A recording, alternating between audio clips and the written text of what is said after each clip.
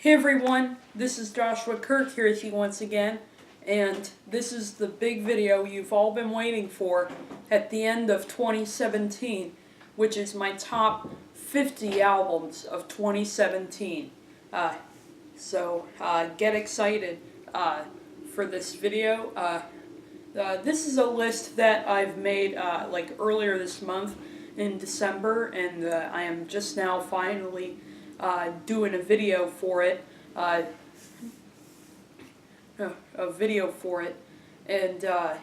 this shirt I'm wearing is one that I recently got for Christmas from my friend Lauren. It's a t-shirt for Queens of the Stone Age, and to be exact, their latest album, Villains, which actually does make an appearance on this list, and it is one of my latest reviews that I've done recently.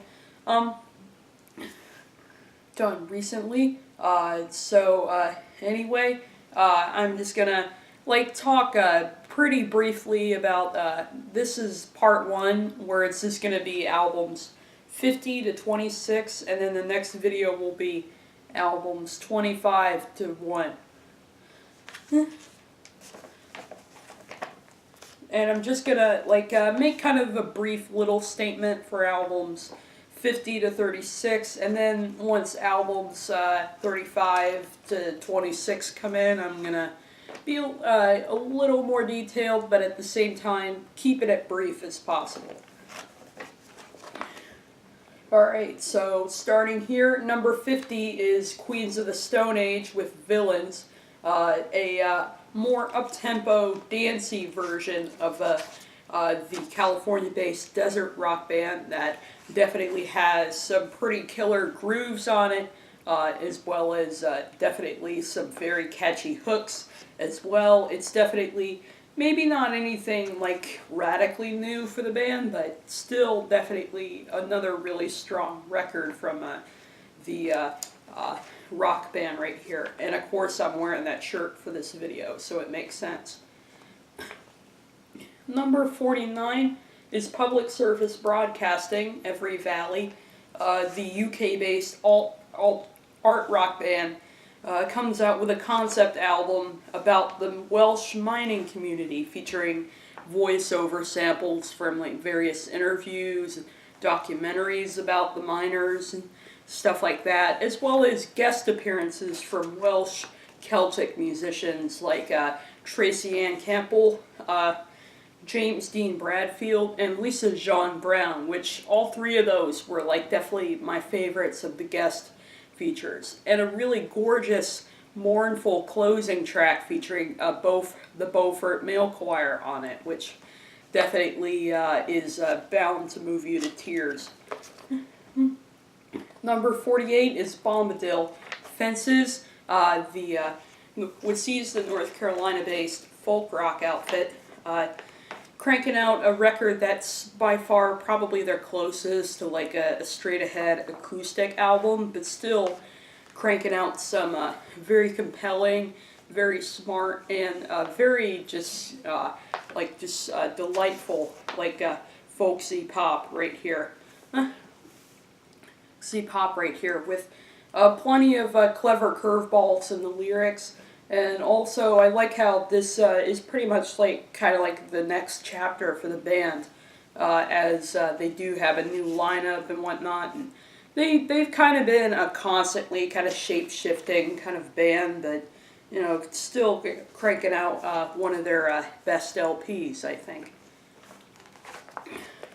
Number 47 is Mac DeMarco, This Old Dog, which is very surprising how much I loved this record. I mean, Mac DeMarco's definitely come out with by far his strongest LP to date, with by far some of his most mature and heartbreaking songwriting yet, sort of facing the challenges of growing up and whatnot, which I think all us kind of young kids can really relate to. Mac DeMarco is somewhere in his mid-20s, something like that. And also cranking out actually his most musically dense record yet, by incorporating more prominent use of synthesizers and drum machines, as well as even like an odd like Echoplex Odyssey effects Odyssey on the track Moonlight on the River, which is like my favorite track on the album because it really is definitely unlike anything he's ever done before, and I love it. And next number 46 is Dear December by the -5, which is a Christmas record. And I know, that's quite surprising. A Christmas album would make it on my year-end list, but come on. Scott McCoy came out with definitely one of the smartest, most catchy, and definitely one of the better Christmas LPs that I've heard in a long time. And a shout out to my friends at Yeprock who put out this record in late November, so this is definitely kind of a last minute entry onto the list. But definitely a great record with just shimmering vocal harmonies like you would expect from the band, as well as very smart, witty songwriting, and some great guest features from people like M. Ward, Chuck Prophet, Mike Mills, as well as Tammy Elam from Dressy Bessie. A few others include like Colin Malloy and people like that. Just like too many to mention, but they all definitely did a good job with their contributions to this album. You know, even on some of the least impressive ones.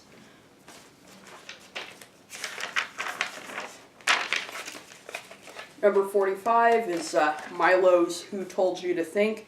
Definitely one of my favorite underground rap albums of the year. Definitely one of the most kind of like well-written rap records of the year. It's definitely a very like philosophical, kind of beautiful, eerie kind of hip-hop record that isn't necessarily gonna get you all pumped up or anything like that. It's not like a super aggressive or experimental hip-hop record, though very dense. But it does definitely offer some of the smartest hip-hop that I've heard this year from an indie MC. I mean, what A$AP Rock did with The Impossible Kid in 2016, Milo did with Who Told You to Think in 2017.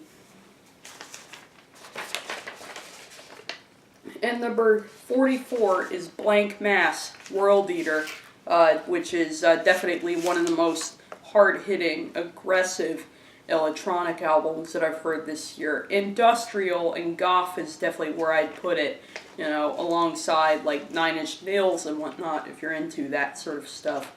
But at the same time, definitely a very dense, layered, and ambitious, and actually pretty beautiful industrial record too. It's sort of a record that, like, if you're feeling like emotions, like anger and stuff like that, this is a record about just kind of letting it all out. So it's definitely actually a very cathartic record, I must say. And I love his ability to take like vocal samples and like process them and then like pitch them up or down and create these like very odd but very catchy and like irresistible like irresistible melodies, which I do really like. Number 43 is the Sadies with Northern Passages. Another record that, while it may not be anything altogether new from the Canadian alternative country quartet, it's yet again just another really strong record from the band, and still a band that I think has a very bright future ahead of them. Like the songwriting's great, the harmonies are fantastic, and production is definitely they've pretty much distilled their sound even more, and it's definitely aged really well. And also love the Kurt Weill feature too. And then next, number 42 is Vince Staples' Big Fish Theory. which this album was definitely one of the most highly acclaimed hip-hop records of the year. I mean, Consequence of Sound, Rolling Stone, Pitchfork, you name it, all have the album in their year-end lists from what I've seen. And I would have to agree, this album is definitely a great record. I mean, I wasn't really digging it that much the first time I heard it, but the more I listen to it, it grows on me to the point where now I'm just like in love with it, pretty much. It's some really cool production on here from some very interesting EDM producers. Definitely a good flow and some very smart lyrics. You know, it may not be, he's no Kendrick Lamar, but he definitely does come out with some very smart sort of views here, pretty much, on society and whatnot. Like on the title track, Big Fish. And also, he keeps it stingy with the features, but he does come through with actually a few pretty good ones on here, like including an amazing verse from Kendrick on one song. Number 41, Zola Jesus, Okovi. Definitely one of the most kind of dark and unsettling goth records that I've stumbled upon this year, but definitely at the same time one of the best I've heard this year. It's a very cathartic and actually kind of hopeful sort of dark gothic pop record right here. It definitely is a record that I've never really listened to Nika, aka Zola Jesus, too much, but I definitely do think this is a pretty good sort of intro to her, because I really did see all the things on here she can do really well, including some very haunting vocal performances, as well as some very cool and kind of eerie sort of orchestral production.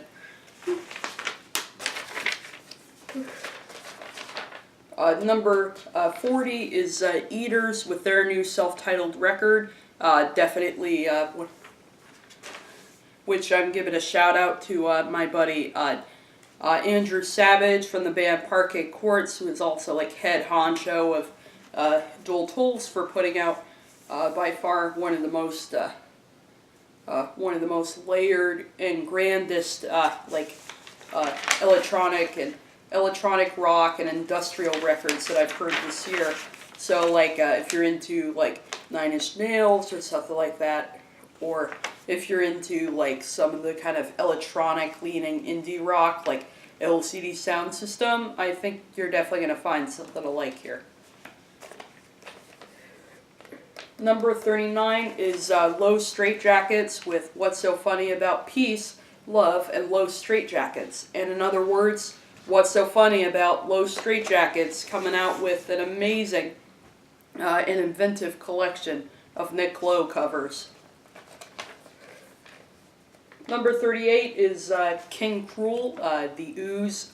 This is one that surprisingly has made it onto a lot of year-end lists, including Pitchfork putting it as their number 3. And while I wouldn't necessarily put it that high on my list, it definitely is one of the strangest, most challenging, but yet definitely one of the most enticing and all-around really cool listening experiences that I've had this year, courtesy of Mr. Archie Marshall.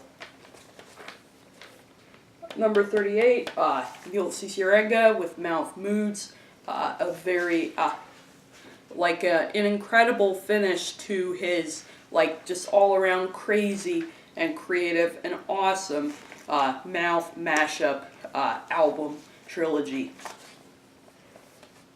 Number 36, Wood and Wand with Clipper Ship,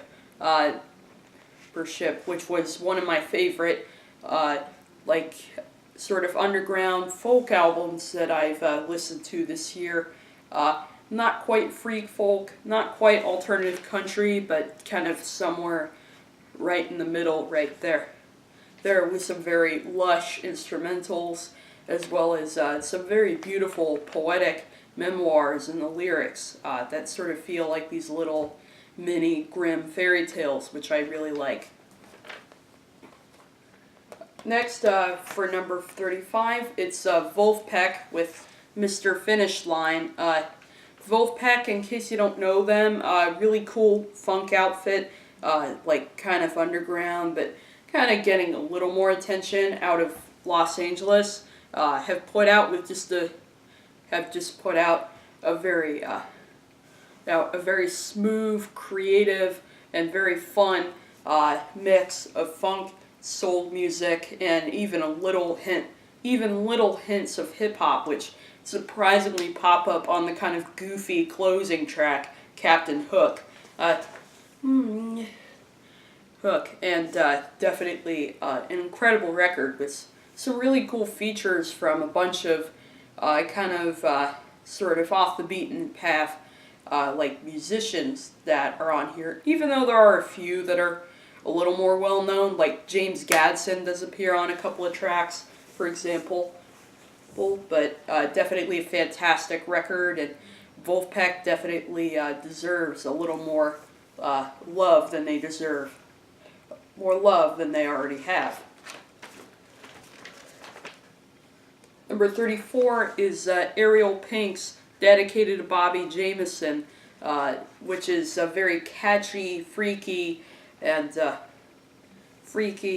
heartfelt tribute to the late great 1960s rock dedicated musician Bobby Jameson, sort of taking a look at his life a little bit and sort of in a surreal way, sort of talking about someone sort of kind of recognizing their life following death, pretty much, which hence the first song on the record, Time to Meet Your God. Meet Your God. And definitely a very cool record, and it takes some influence from some 60s pop gold and kind of puts it through a lo-fi sort of pop lens, which I do really like a lot.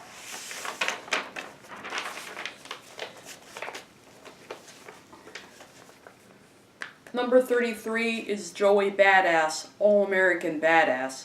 Definitely one of the best hip-hop albums of the year. Joey Badass, definitely continues to get better as a lyricist.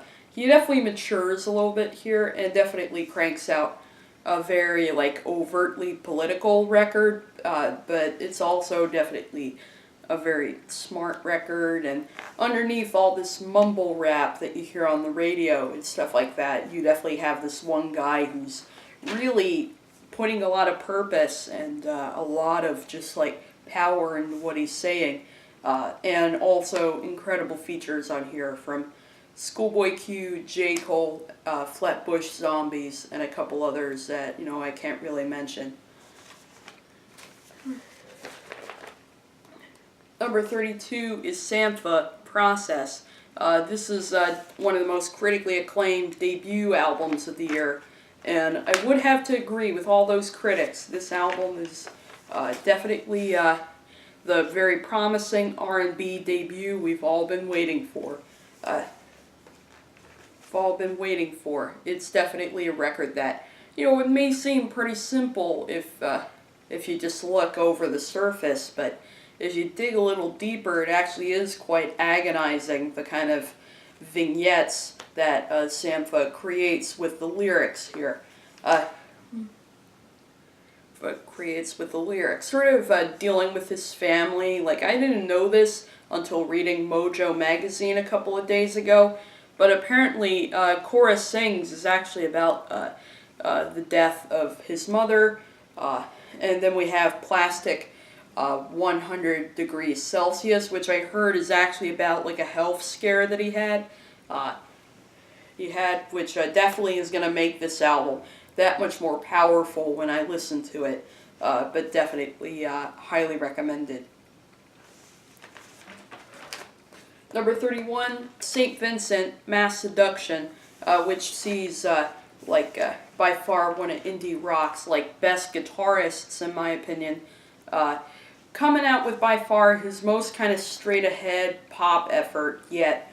but definitely one of her most ambitious and most well-written records to date. This one made it onto a lot of year-end lists. While it may not necessarily be in my top 10 like it is for some of the other critics out there, it definitely is a record that sees St. Vincent once again tackling a new kind of genre, but doing it with plenty of creativity, nuance, and plenty of very smart things to say that it definitely is going to leave quite some longevity with me in the future.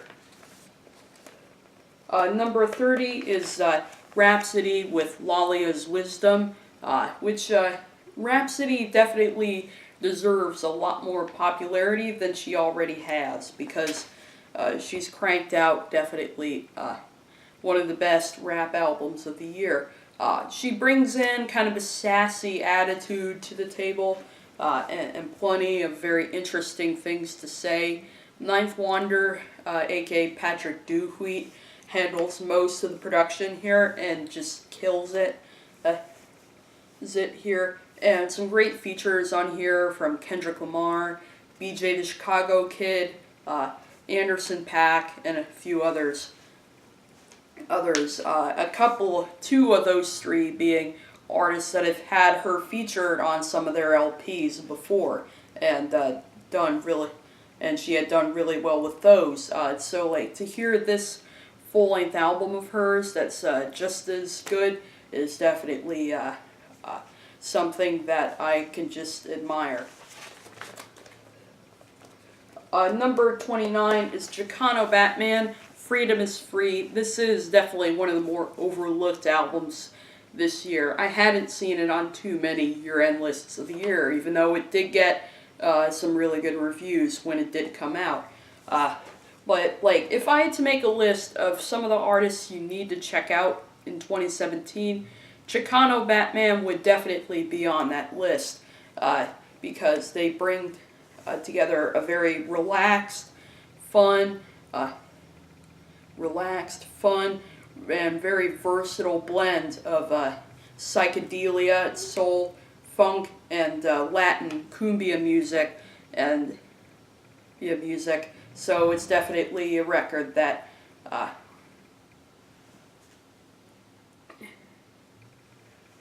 it's definitely a record that when you listen to it, you're definitely going to see why I definitely consider these guys one of my new favorite sort of bands that I discovered in 2017, a little late in the year. This album came out back in March, but I didn't get around to it till August. But I love this record. Definitely check it out. You're gonna have a lot of fun when you listen to it. Number 28 is Rostam, Half-Light, which sees the former Vampire Weekend co-founder going solo for the first time and cranking out a record that really does push his sort of creative palette to new heights with gorgeous string arrangements. It's definitely a very whimsical record in terms of the production and all the unique sounds that he blends together into this very cohesive record. Some of these songs have been around for a little while, like the songs Wood and Don't Let It Get to You have been around since 2011, while a couple others have been around since like early 2016. The latest of some of those singles being Guan, which came out early this year. But it all just kind of blends together into this one record it's like an experience. It's not just like listening to a record, but it's like, I'm taken to this very beautiful and all around very colorful world.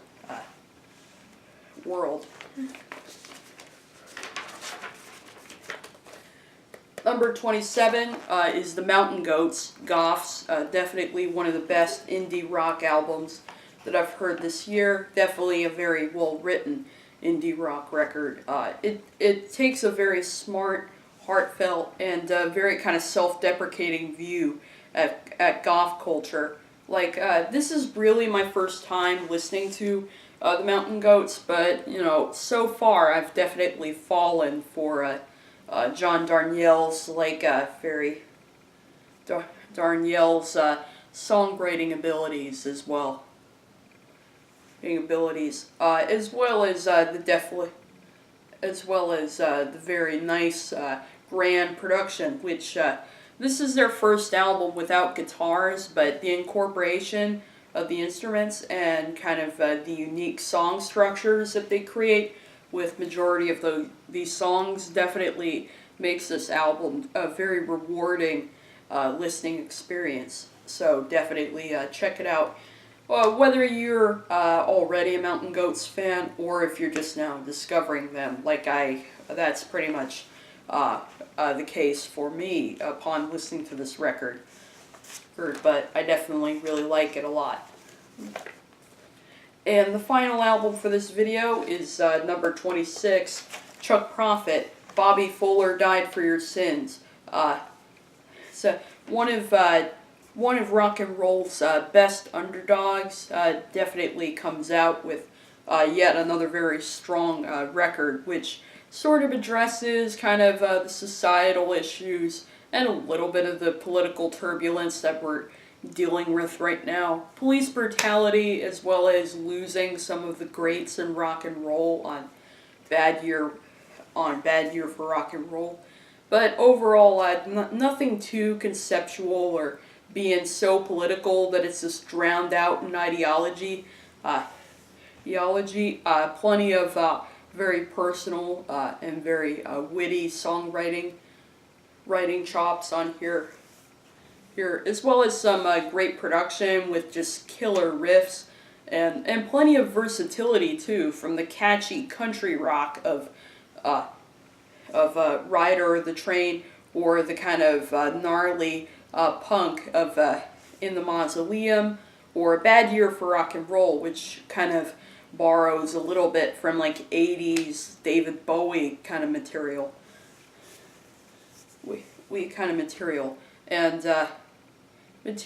It's a fantastic record, and great to see a legend, kind of an underground legend in indie music, coming back with yet another really strong record, and you know, not just fading into lackluster oblivion or anything like that.